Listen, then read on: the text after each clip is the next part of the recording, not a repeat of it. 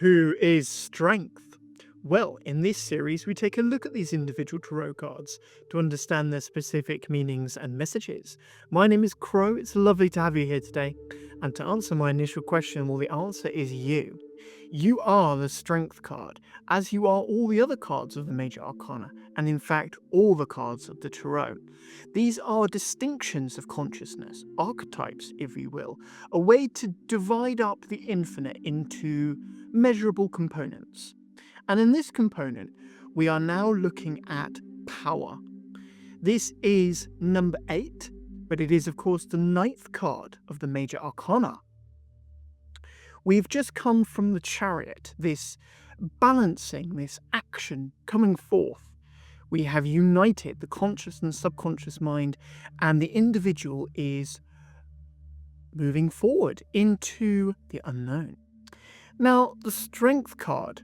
Well, first thing I'd like to talk about the Strength card is this lion in the image. We can see here there is this one looks quite androgynous, but it's normally a maiden dressed in a white garment and adorned with flowers. She's got her eyes closed and she is holding the lion's mouth. Now, either she is closing it or opening it, and we will get to that in a bit. And the lion is there with its tail between its legs, looking a little bit derpy in this particular image, but great nonetheless. And we've got a mountain in the background and quite a lovely setting, which is interesting because I've seen depictions where it's quite a barren setting, but I think the abundance here is coming through with the kingly nature of the lion. We'll get to that in a minute. Now, the Strength card. First thing I want to talk about is the story of Hercules, or Heracles, depending on how you want to pronounce it. We've got this Greek god, this hero, son of Zeus, who is charged with 12 ordeals, 12 challenges, 12 trials to overcome. And the first one he has to deal with is the Nemean lion. There's this great lion who has a golden coat. Its fur is resistant to weaponry. So his sword, his spear, his bow, his club, these things aren't going to work on the lion. And so he has to wrestle it. He has to use pure strength to overwhelm it and conquer it. Now, lions in symbology often represent conscious challenges. So these are challenges we are aware of. These are challenges that our conscious mind knows about and has to handle. Sometimes you'll see a snake in this particular image. There isn't one here. His tail is looking quite snaky. And the snakes, of course, would be the opposite. They are subconscious challenges, troubles to deal with that we aren't aware of. We have to bring into the conscious mind. A snake is far more manageable when you are aware of it. But a lion, you are always aware of. It roars, it is loud, it makes its presence known. There's no pretending the lion's not there, as it were.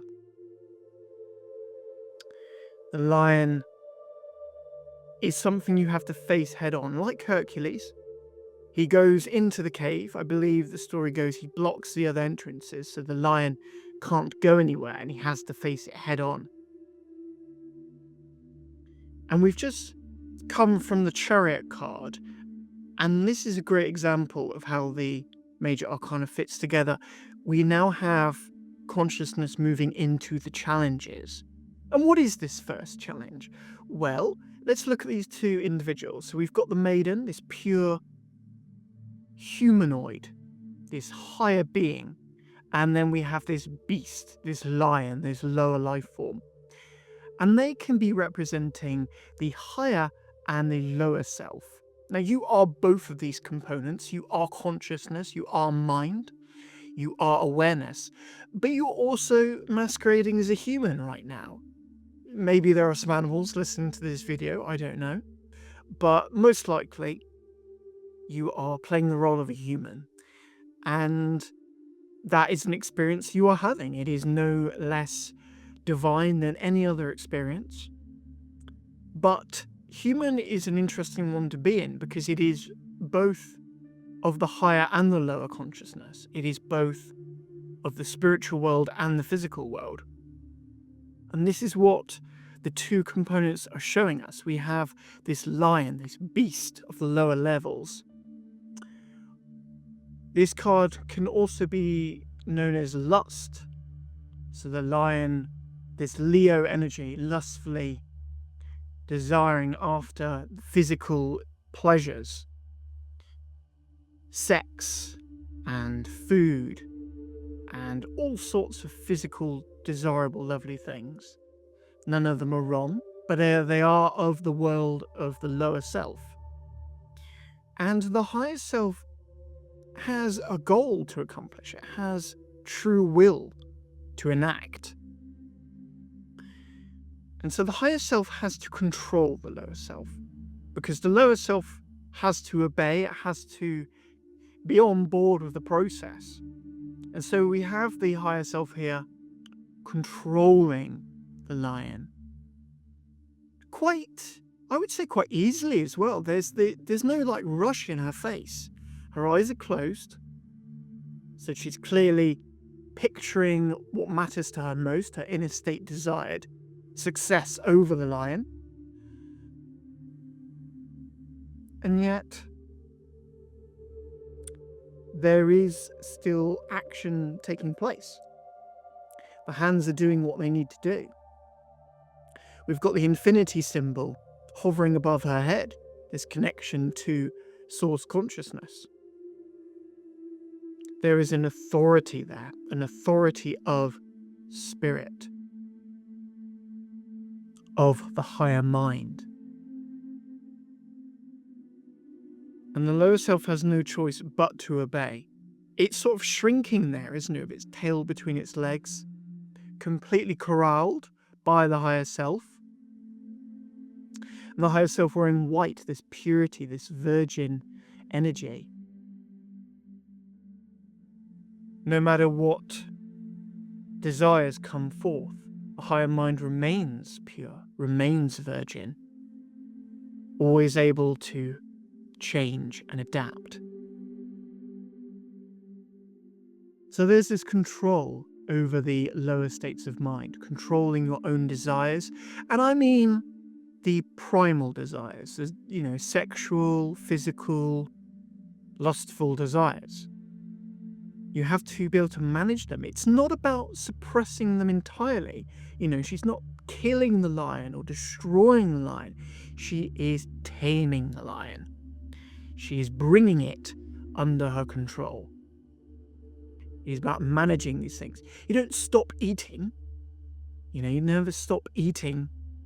Food is impure because it's of this world. No, you eat in moderation.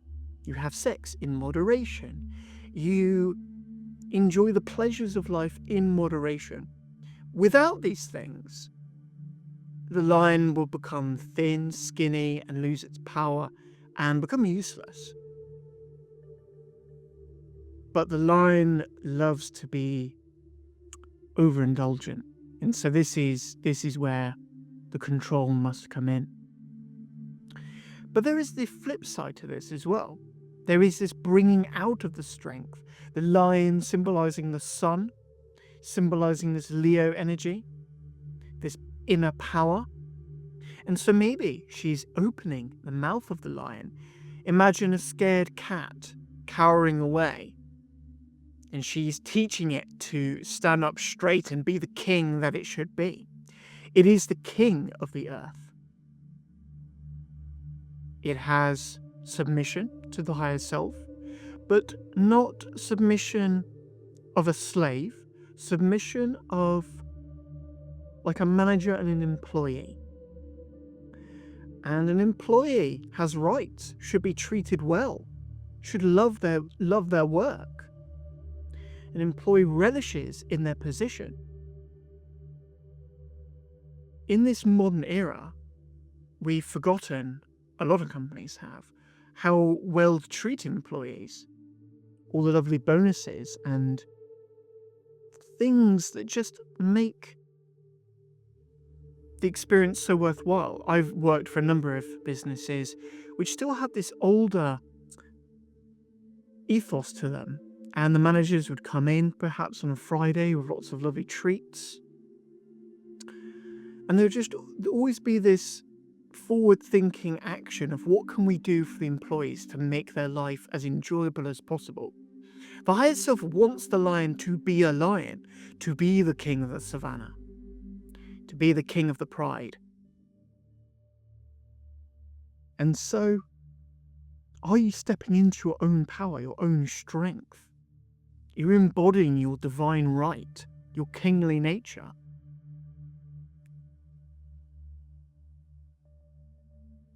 All these cards come back to balance in some way.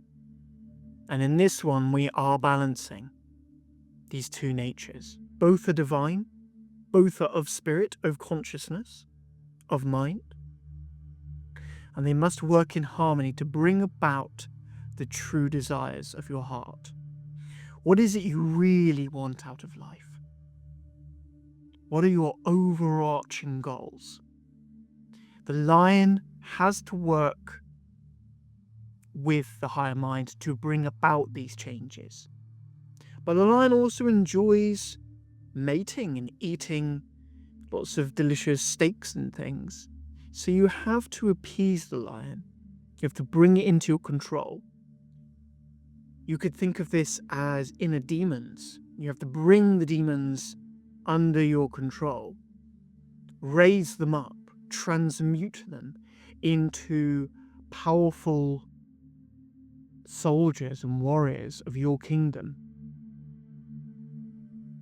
The lion's power allows the maiden to walk the savannah unchallenged, unworried. And so when you look at this image, recognize that these two individuals are both you, and they must be in harmony. They must finish their wrestle. Hercules overcame the lion, and as such he was able to skin it and wear its pelt, and he gained this powerful artifact, this tool for his work. And in the same way, conquering your own inner demons, your own challenges, your lower self, allows you to move forward on your journey to take on the next level. And I think that's where we're going to leave it for today.